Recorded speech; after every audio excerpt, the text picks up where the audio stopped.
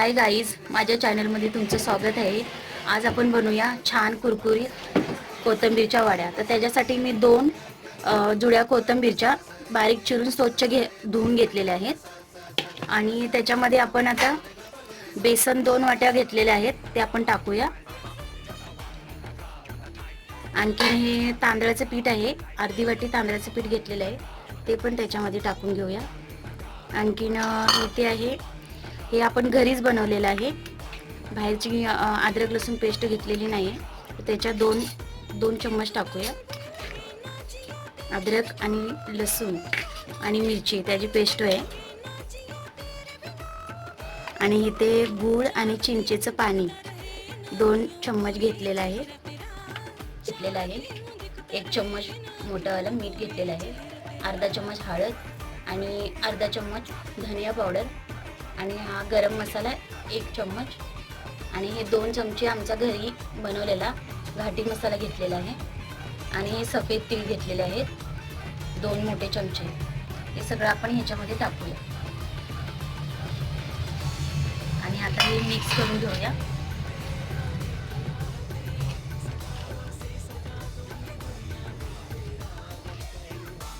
आता आपलं हे बघा मिक्स करून झालेलं आहे। तर आता आपण जे रोल बनवून घेऊया। तर थोडंसं तेल आपण ह्याच्यामध्ये आता टाकूया, कारण रोल आपले आहे आणि थोडंसं मी तेल टाकलेलं आहे त्याच्यावरती। आता आपल्याला हे रोल बनवून घ्यायचे,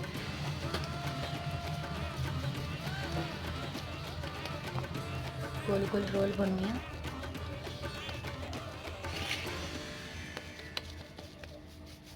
तुम्ही बघू शकता छान रोल झालेले आहेत।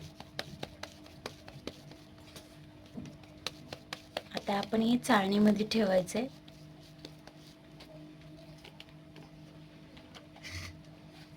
आता ह्या चाळणीला आपण तेल लावून घेतलेलं आहे आणि ह्याच्यामध्ये आपण हे रोल ठेवून घेऊया।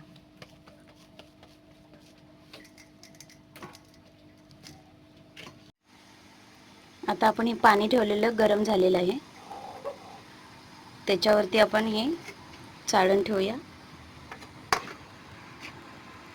आणखीन झाकण ठेवून देऊया। आता आपले हे रोल तयार झालेले आहेत। आता ह्यांना बघा आपण काढून घेऊया। आता बघा हे रोल आहेत ना, मी थंड करून घेतलेले आहेत। आणखी हे आता आपण कटिंग करायचं आहे, तर कटिंग करताना हे थंडच हवेत। गरम गरम कटिंग केलं तर त्या चिकटणार, आणखीन तेलामध्ये पण ते फुटणार। तर आपण आता या सुरीला तेल लावलेलं आहे, आता आपण कटिंग करून घेऊया।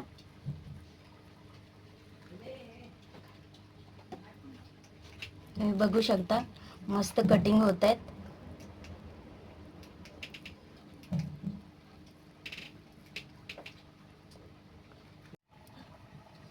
ह्या वड्या आता आपण कटिंग करून घेतलेल्या आहेत, आणखीन आपलं तेल पण गरम झालेलं आहे। आपण हे डीप फ्राय करूया।